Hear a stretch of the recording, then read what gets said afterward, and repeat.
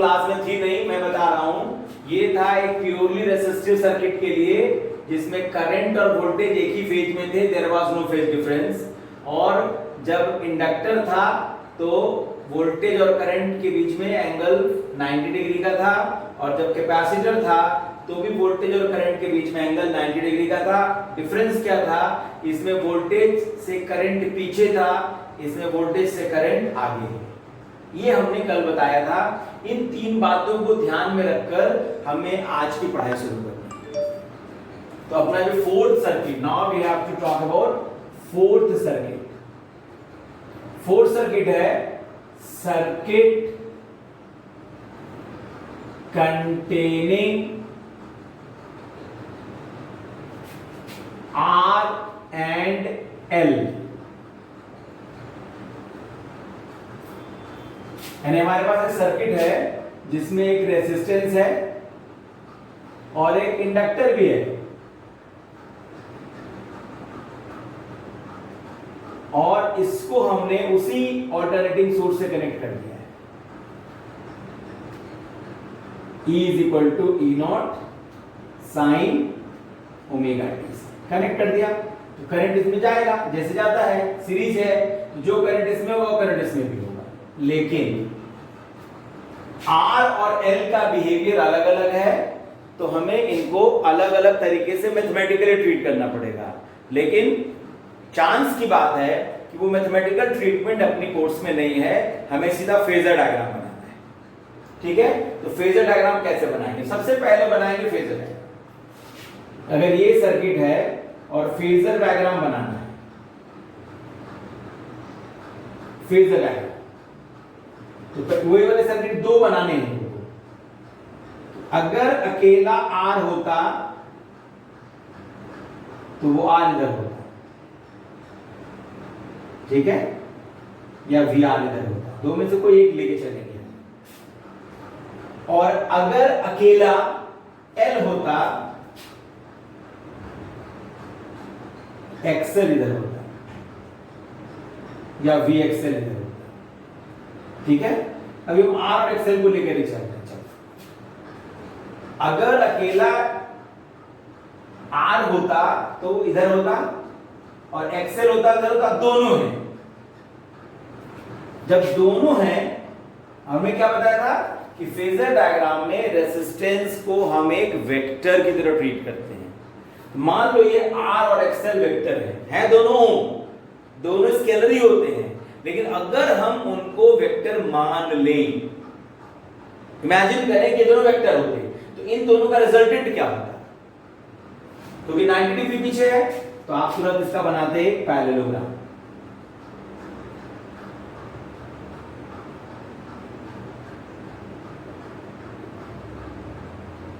और ये होता रिजल्ट,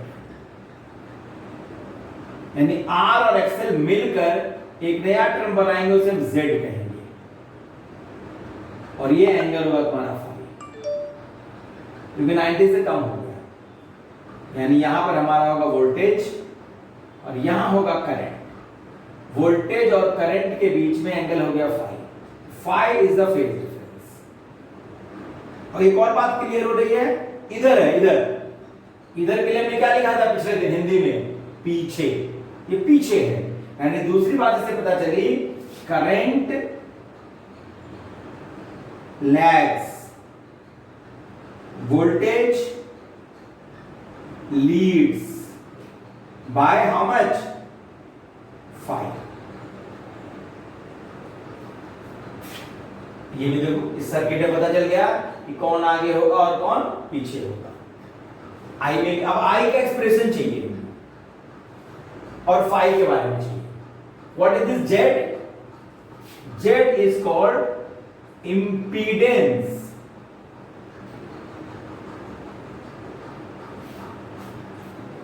इसमें नए नए टर्म जुड़ रहे हैं। देखो, रिएक्टेंस जुड़ा, वो भी रेसिस्टेंस ही है इन एसी सर्किट। इंपीडेंस भी रेसिस्टेंस है इन एसी सर्किट।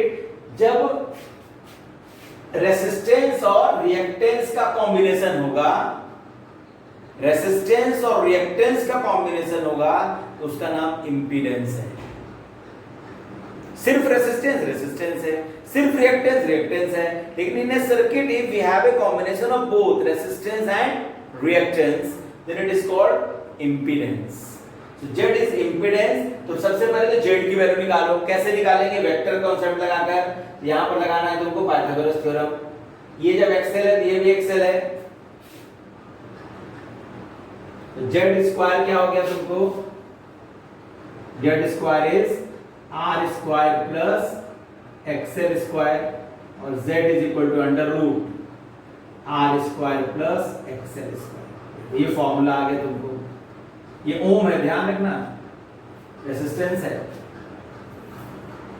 तो R square plus XL square का रूट लेंगे तो इस सर्किट का हमें इंपीडेंस मिलेगा। What is impedance? Impedance is the resistance of the circuit. इस सर्किट का रेसिस्टेंस इंपीडेंस कहलाता है। अब अपने को क्या निकालना था? इंपीडेंस। उसमें भी हमने क्या निकाला? जेडी तो निकाला था। एक में आया था तुमको XL equal to omega L और दूसरे में आया था XC is equal to 1 by omega C और तीसरे में आ गया तुमको आर स्क्वायर प्लस एक्सएल। अब इस एक्सएल की वैल्यू चाहे तो दे सकते हैं हम लोग ओमेगा एल का होल स्क्वायर तो ओमेगा स्क्वायर एल स्क्वायर, यानी हम चाहें तो जेड को ऐसा भी लिख सकते हैं Z is equal to R square plus omega square L square.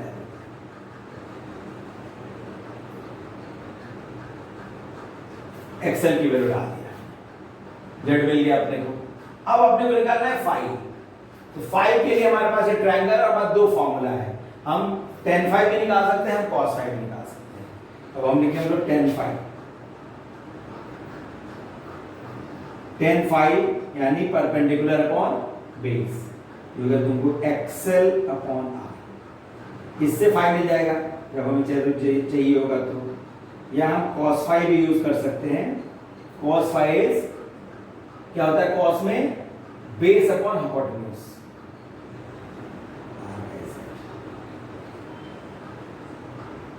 And cos phi we can write as r by r square plus xl square under root।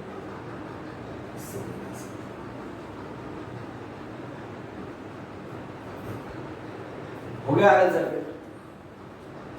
तो in the RL circuit everything is known now और हमने सब कुछ निकाल लिया। अभी चाहे तो फेजर डायग्राम, कोई मैथमेटिक्स करने की जरूरत नहीं पड़ी, कोई इंटीग्रेशन नहीं करना पड़ा, कोई डिफरेंशिएशन नहीं करना पड़ा और हमें जो सर्किट का जो चीज चाहिए था एवरीथिंग वी हैव गॉट। हमें मिल गया what is the impedance of the circuit, हमें मिल गया विच कौन सा लीड करता है कौन सा लैग करता है। हमने देखा करंट पीछे, करंट लैग्स बाय कितना? By phi.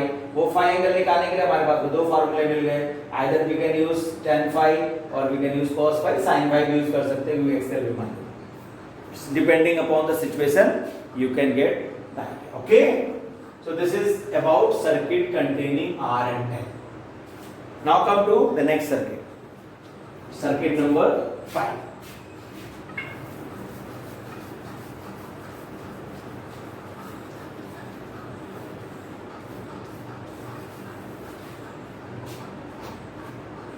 सर्किट नंबर 5 है circuit containing R and C। अब देखो जैसे RL किया वैसे RC भी कर लेंगे, जैसे RL किया वैसे RC भी कर लेंगे। फिर हम इसमें सर्किट डायग्राम बनाएंगे, इधर लेंगे R, फिर लेंगे C, R C और लगाएंगे वही EMF E is equal to E naught sin omega t। फिर फेजर डायग्राम बनाना है, पहले ऐसे ही बनाओ फेजर डायग्राम। इस तरफ V होगा, R होगा तो इधर ही होगा, ठीक है, और C होगा तो X इस तरफ होगा।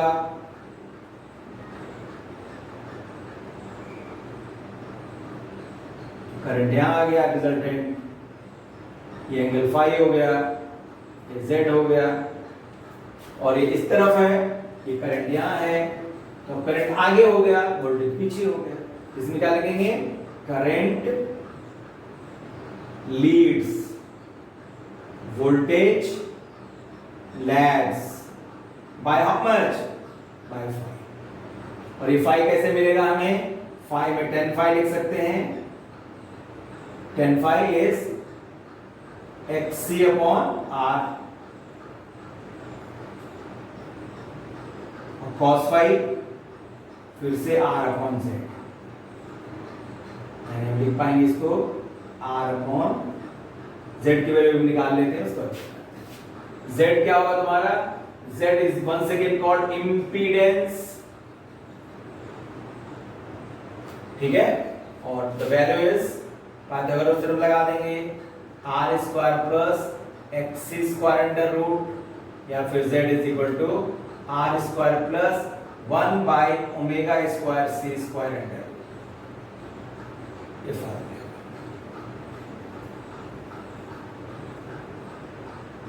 ओम है। अब यहाँ z की वैल्यू पुट कर सकते हैं हम लोग, r स्क्वायर प्लस xc का स्क्वायर, इससे हमें cos phi इससे phi मिल जाएगा, इससे phi मिल जाएगा, इससे z मिल जाएगा, इससे z मिल जाएगा, और डायग्राम से ये होगा कौन पीछे कौन आगे। ध्यान रखना, जब कैपेसिटर रहता है तो करंट लीड कर जाता है, और जब इंडक्टर रहता है तो करंट लैग हो जाता है, पीछे पड़ जाता है। दो सर्किट और, ठीक है। अब इसकी फोटो खींच लेता हूँ, बाहर में भेजता हूँ।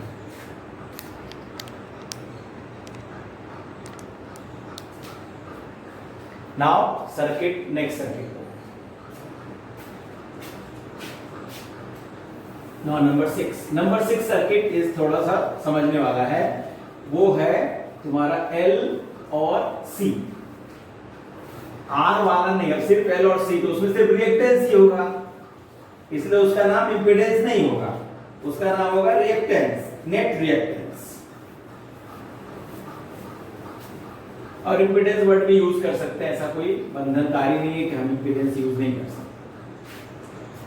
नाउ नंबर 6 इज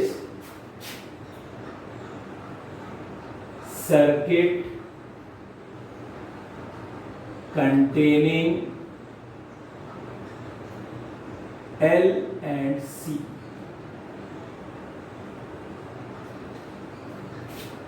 ठीक है, अब L and C सर्किट जो है बहुत इंपॉर्टेंट है फिजिक्स में।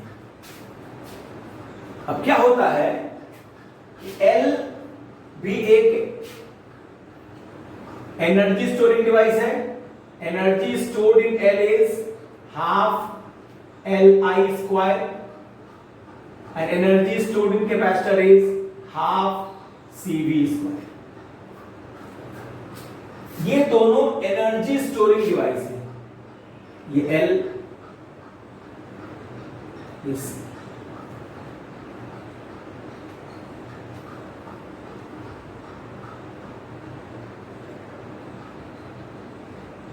और इसमें अप्लाई किया हमने E is equal to you know sine omega.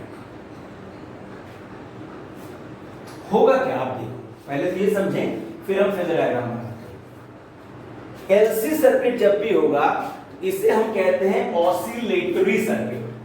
क्या बोलते हैं, ऑसिलेटरी।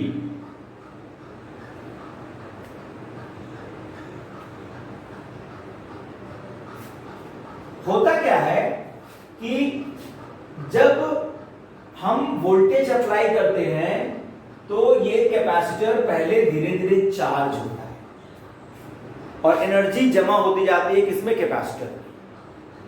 और जब कैपेसिटर फुल्ली चार्ज हो जाता है तब वो डिस्चार्ज होना शुरू होता है। तो एनर्जी क्या होती है, थ्रू इंडक्टर निकलती है। तो एनर्जी कैपेसिटर से निकली, इंडक्टर में जमा होने लगी, कैपेसिटर से निकली, इंडक्टर में जमा होने लगी, कैपेसिटर से निकली, इंडक्टर में जमा होने लगी, कैपेसिटर से निकली, इंडक्टर में जमा होने लगी, और इस तरह से सारी एनर्जी कैपेसिटर से फिर से इंडक्टर में चली जाती है।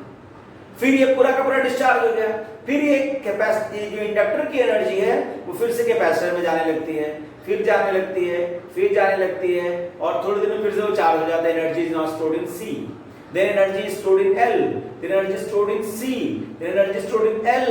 तो ये जो एनर्जी है वो झूला झूलता है, ऑसिलेट करता है between the devices L and C। This is called oscillation। और इसकी एक फ्रीक्वेंसी भी होती है, ऑसिलेशन की एक फ्रीक्वेंसी भी होती है, ठीक है, क्योंकि ऑसिलेशन फ्रीक्वेंसी ऑफ ऑसिलेशन भी होगा। तो ये इसको हम लोग ऑसिलेटरी सर्किट इसलिए बोलते हैं क्योंकि energy is oscillating between this two. चल, एक तो ये ज्ञान प्राप्त हुआ। अभी उसके बारे में और कुछ लिखेंगे, अभी तो इतना जान लो। अब सबसे पहले फेजर डायग्राम बनाओ।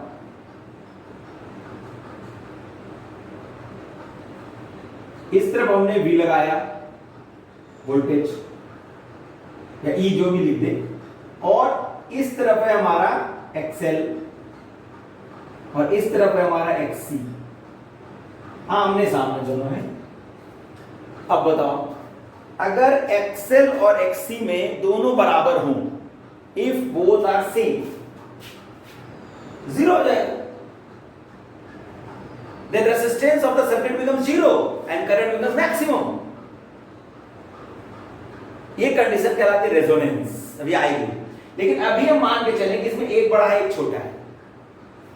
तो मान लो हमारे केस में अभी मैंने लिया कि XL is greater than XC, तो हम इसको बड़ा बना देते हैं। XL और XC आमने सामने है, तो वेक्टोरियली हम उसे सब्ट्रैक्ट करेंगे। सब्ट्रैक्ट करेंगे तभी तो रिजल्टेंट आएगा। तो जैसे उसमें वेक्टर डायग्राम आ रहा है, जैसे तो आमने सामने है, तो जो रिजल्टेंट आने वाला है जिसको हम Z कह रहे हैं, ये हो जाएगा तुम्हारा यहां से यहां तक, और इसकी वैल्यू होगी XL माइनस XC। तो ये 90 डिग्री तो बना ही रह गया ना, और करंट यहां, यानी when XL is greater than XC, current lags by pi by. और अगर एक और बना लें,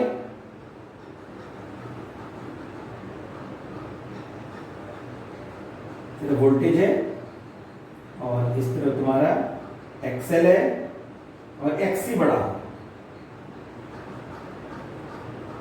so if XC is greater than XL, XC is greater than XL, तो क्या होगा, ये 90 डिग्री बना देगा और इधर रिजल्टेंट आएगा, यहां I होगा, and what is the result set, is होगा XC माइनस XL, यानी कि करंट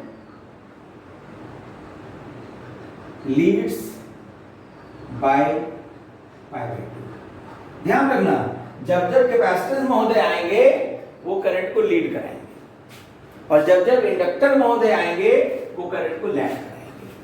अकेले हो चाहे साथ में, अकेले होंगे तो 90 पर कराएंगे और साथ में हो तो 90 से कम कराएंगे, जो कि बीच में आ जाएंगे। तो ये देखो दोनों केस क्लियर हो गए। This is for XL equal to greater than XC, इधर XC is greater than XL, एक में करंट लीड एक में करंट लैग।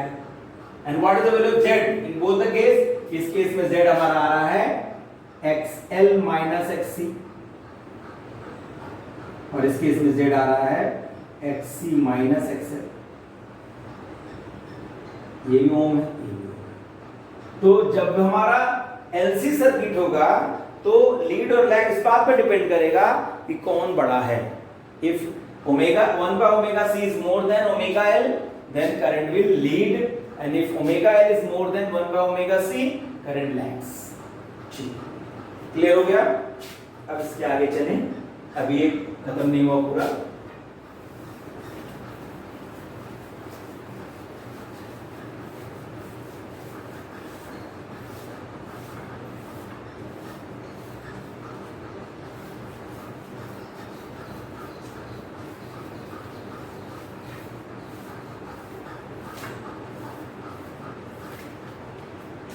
अब देखो, ये क्लियर हो गया, लीड लैग भी हो गया, जेड की value.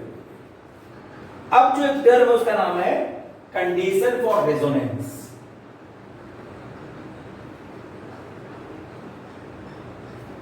For resonance,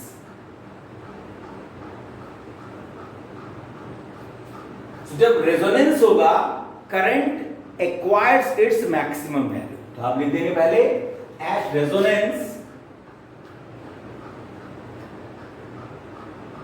in LC circuit, the current is maximum।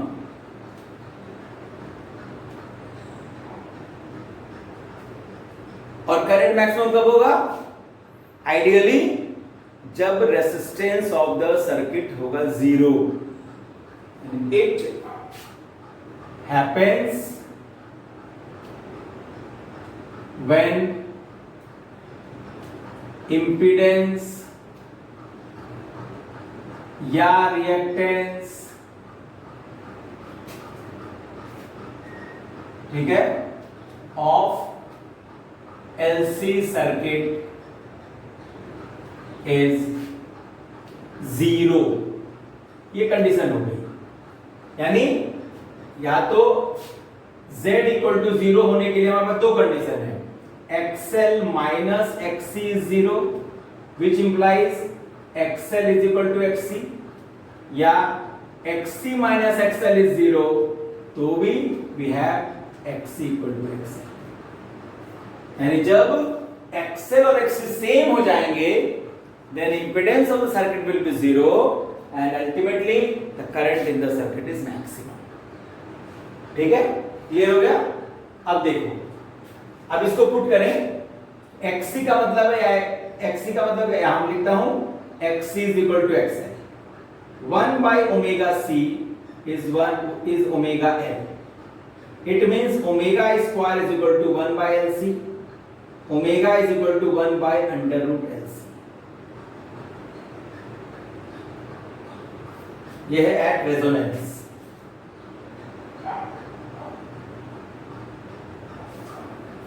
और इस ओमेगा को हम लिख सकते हैं 2 pi nu 1 by under root LC, so new is equal to 1 by 2 pi under root LC at resonance, and this is called frequency at resonance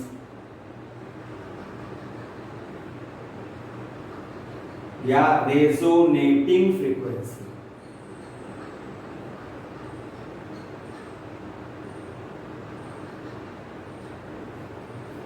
यानी जब हमारा सर्किट रेजोनेंस में होगा, उस केस में Z 0 होगा और उसकी फ्रीक्वेंसी होगी by the formula nu is equal to 1 by 2 pi under root LC, या ओमेगा, इसको भी रेजोनेटिव फ्रीक्वेंसी कहेंगे, is equal to 1 by under root LC। ये भी फॉर्मूला यूज करेंगे न्यूमेरिकल के लिए, ये भी यूज करेंगे, जहां जो जरूरत है ये भी यूज करेंगे और ये भी यूज करेंगे। ठीक है,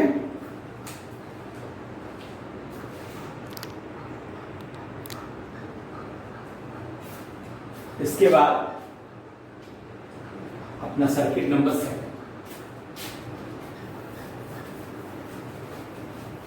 फेजर डायग्राम से काम बहुत आसान हो जाता है। अब 7 सर्किट जो है वो है तुम्हारा एलसीआर सर्किट, यही अल्टीमेट है, यही एग्जाम में आएगा 7वां नंबर, क्योंकि उसमें सभी शामिल हैं।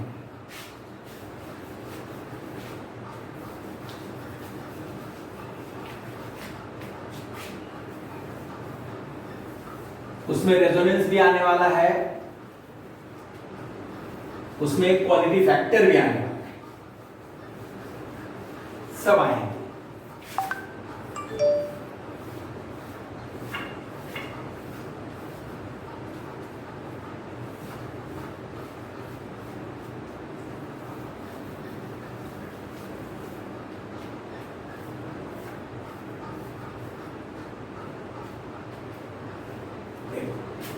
Seven circuit is LCR series circuit.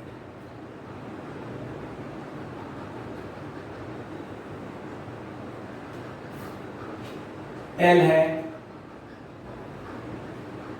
C है, R है, तीनों है उसमें, L C, और ने वही EMF हमने इसमें लगा दिया, E is equal to E naught sin। अब देखो इसका फेजर डायग्राम बना पहले। फेजर डायग्राम अगर आपने सही से बना लिया तो सब काम आसान हो जाएगा। इस तरफ हमने वोल्टेज लिया है, R यहीं पर है कहीं, और इस तरफ हमने एक्सएल लिया है, इस तरफ हमने XC लिया है और कंडीशन हमने क्या रखी इसमें, नंबर 1 में XL is greater than XC। अगर XL ग्रेटर देन XC है then resultant will be here XL minus XC, और फिर इन दोनों का रिजल्टेंट क्या होगा, ये डायग्राम क्लियर हो जाना चाहिए। ये चेक आई यहां आ गया, ये क्या पता चला डायग्राम से, करंट किधर है, पीछे, current lags by how much, by 5।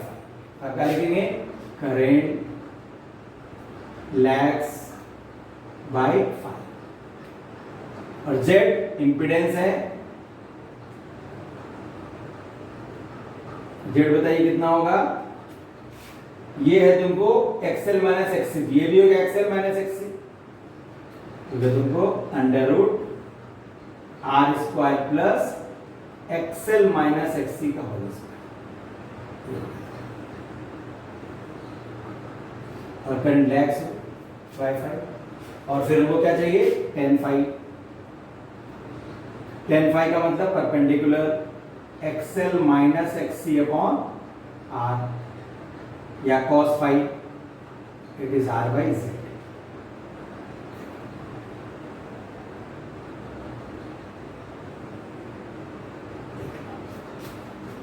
ठीक है। अब मान लो दूसरा केस, जैसे बना, दोनों डायग्राम मैं बना रहा हूं, इसीलिए आप किसी एक से भी काम चला सकते हैं। इस तरह वोल्टेज होगा, इस तरह R होगा, और इस तरह XC बड़ा कर देता हूं, XL छोटा कर देता हूं, यानी when XC is greater than XL, result इधर आ जाएगा XC माइनस XL, और ये वाला रिजल्ट इधर चला जाएगा,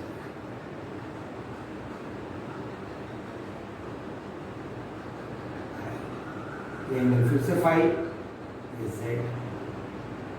ठीक है, फिर वैसे ही लिखना है, इसमें करंट क्या होगा, इधर आगे आगे, तो करंट लीड्स बाय 5। ठीक है, Z इंपीडेंस कितना हो गया, R square plus XC minus XL whole square under root. ठीक है, ये Z हो गया। tan phi क्या होगा इसमें, XC minus XL upon R, cos phi क्या होगा, R by Z। सब हो गया, सारे सर्किट के सारे कंपोनेंट्स आ गए अपने पास।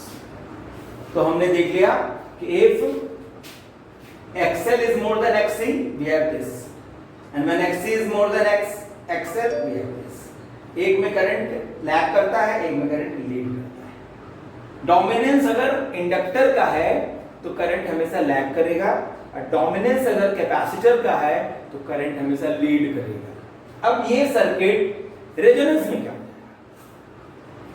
अब लिखेंगे LCR सर्किट एट रेजोनेंस।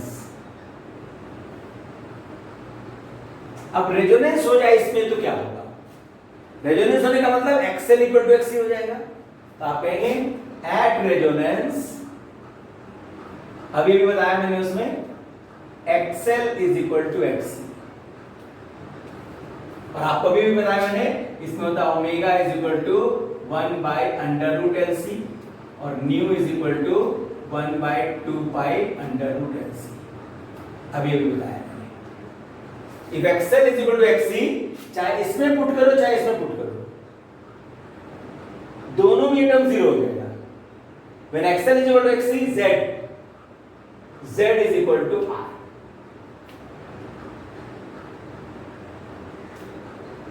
क्योंकि XL माइनस XC भी 0 हो जाएगा और XC माइनस XL भी 0 हो जाएगा, तो R square under root is R। यानी ये जो सर्किट है जिसमें तीन दिख रहे हैं, वो रेजोनेंस में सिर्फ और सिर्फ रेसिस्टिव हो जाएगा, यानी सर्किट becomes purely resistive और जब रेसिस्टिव होगा तो phi हो जाएगा 0 and then phi is equal to 0, which implies that the voltage and current are in the same phase. देखो कितना इंपॉर्टेंट इंफॉर्मेशन आया। अगर LCR है तो या तो करंट लैग करेगा या करंट लीड करेगा, लेकिन अगर रेजोनेंस हो जाए तो ना करंट लीड करेगा ना लैग करेगा, जबकि वो वोल्टेज और करंट दोनों क्या हो जाएंगे, सेम फेज में हो जाएंगे, यानी voltage and current becomes in the same phase and Z is equal to R। यानी अगर आपको न्यूमेरिकल्स आता है और कहा जाता है find the impedance of LCR circuit at resonance, तो उसमें जो R की वैल्यू वही आंसर है, कुछ सॉल्व करने की जरूरत नहीं है। आप कहेंगे at resonance Z is equal to R, और अगर R दिया हुआ है प्रॉब्लम में 10 ओम 20 ओम 100 ओम वही आंसर हो जाएगा। ठीक है, this is called resonance and frequencies are, ये है, इसे कहते हैं रेजोनेटिव फ्रीक्वेंसी, इसको हम यूज कर सकते हैं। Now the last term for this today's class is Q factor, LCR quality factor. Actually LCR circuit हम लोग यूज करते हैं to produce a specific frequency by using this, और उस फ्रीक्वेंसी को हम बदल सकते हैं by changing the value of L, by changing the value of C। ये जितने भी रिसीवर्स होते हैं जो आपका टीवी सिग्नल या आपका मोबाइल सिग्नल ये जो कैच करते हैं, ये सब LCR सर्किट की वजह से पॉसिबल होता है, क्योंकि हम एक पर्टिकुलर फ्रीक्वेंसी जनरेट करते हैं दैट डिवाइस, और जो कि उस आने वाले फ्रीक्वेंसी से मैच करता है तो ये इसको रिसीव करने लगता है। So in the receiver we are having this LC oscillation, even at the transmitter where we are sending the signals we have an LC oscillation। तो वहां भी एक LCR सर्किट होता है, यहाँ भी एक LCR सर्किट होता है, और फ्रीक्वेंसी जो है दोनों की जैसे मैच होती है वो हमें मिलने लगता है। ये सिर्फ ट्यून करते हैं, आजकल तो डिजिटल ट्यून करते हैं, पुराने समय में ऐसे घुमा घुमा के ट्यून करते थे रेडियो को, घुमा घुमा के क्या करते थे हम, कैपेसिटी चेंज करते थे, तो एक सर्टेन फ्रीक्वेंसी जैसे बनी उससे मिलने लगा, और आपको आकाशवाणी के सिग्नल्स मिलने लगे, विविध भारती के सिग्नल मिलने लगे, रेडियो सिलोन के मिलने लगे and so on. Same is the case for TV. पहले टीवी में बटन होते थे, आजकल तो रिमोट में बटन्स होते हैं, पहले आप उसको ट्यून करते थे और आपको वो जैसे फ्रीक्वेंसी मैच होती थी एंटीना से वो सिग्नल मिलने लगता है। तो ये LCR circuit is very important nowadays in modern science. जितना भी टेलीकम्युनिकेशन है उसमें LCR सर्किट का बहुत इस्तेमाल होता है, चाहे हम ट्रांसमिट कर रहे हो चाहे हम रिसीव कर रहे हो, दोनों जगहों पर this LCR circuit is very important and specific frequency can be produced by choosing specific values of L and C। L और C की खास वैल्यू के लिए एक पर्टिकुलर न्यू मिल जाएगा, फिर बदलना है तो उसमें L को फिक्स कर दो, C को बदलते रहो। इस तरह से Q फैक्टर क्या होता है, क्वालिटी, इसे कहते हैं हम लोग शार्पनेस ऑफ रेजोनेंस। दूसरा नाम क्या हो गया, शार्पनेस ऑफ रेजोनेंस। ठीक है, तो इसमें क्या होता है कि जो सर्किट है वो सबसे अच्छा कब काम, रेजोनेंस का शार्पनेस पीक कब मिलता है मैक्सिमम। तो जैसे मान लो कि अपने पास में कई सिस्टम हमने बनाए, मान लो एक ऐसे, एक ऐसा पीक मिला, ठीक है, और एक ऐसा पीक मिला और एक ऐसा पीक मिला। बढ़िया कौन है सबसे, तीसरा वाला। ये ऐसा एक्वायर करने के लिए जो टर्म्स रिस्पॉन्सिबल है उसे हम कहते हैं quality factor of LC oscillation, और इसका सिंपल सा फॉर्मूला होता है Q factor is omega L upon R। Omega की वैल्यू वहां डाल दो, क्योंकि तुमको 1 by under root LC into L upon R। अब ये हो गया तुमको 1 बाय R बाहर, ये सॉल्व करोगे तो ऊपर चला जाएगा रूट L अपॉन C। ये कहलाता है।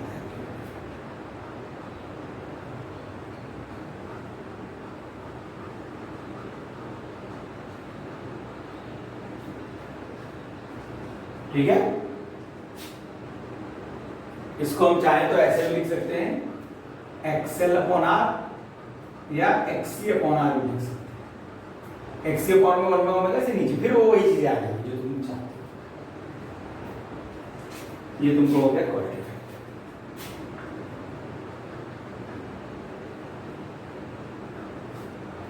इस तरह से हम लोगों ने पूरा का पूरा सर्किट समझ लिया। 7 के 7 सर्किट हो गए। तो आज हम इतना ही करेंगे।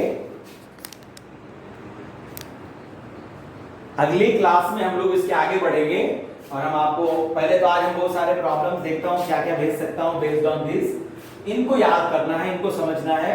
हम एलसीआर सर्किट को एक और बार कल बताएंगे। कैसे बताएंगे? आज तो हमने सिर्फ रेजिस्टेंस लिया है, कल हम वोल्टेज लेके बताएंगे, क्योंकि कभी-कभी एग्जाम में वोल्टेज वाला आता था। आप कहेंगे सर वो तो कैसे करेंगे? एक बार और हम एलसीआर सर्किट बताएंगे, लेकिन आज नहीं कल। अभी सारे वही फॉर्मूले यही सब आएंगे उसमें भी। सिर्फ यहाँ ट्रीटमेंट में जो हमने आर एक्सी लिया उसके ऊपर हम वोल्टेज लेंगे और वोल्टेज से हम इसी रिजल्ट को कैसे पाएंगे वो हम आपको कल बताएंगे, आज नहीं बताएंगे। आज के लिए इतना ही काफी है और आप इसकी प्रैक्टिस करिए। LCR circuit is the maximum important, resonance is maximum important, or quality factor is important, and we can get many problems based on this. I will try to give you some problems today. Okay? पहले भी मैंने कुछ भेजा है, मैं भी आज भी देखता हूँ, कुछ भेज सकता हूँ तो भेजूंगा। So that's all for today's class. Have a nice day. Thank you. Bye.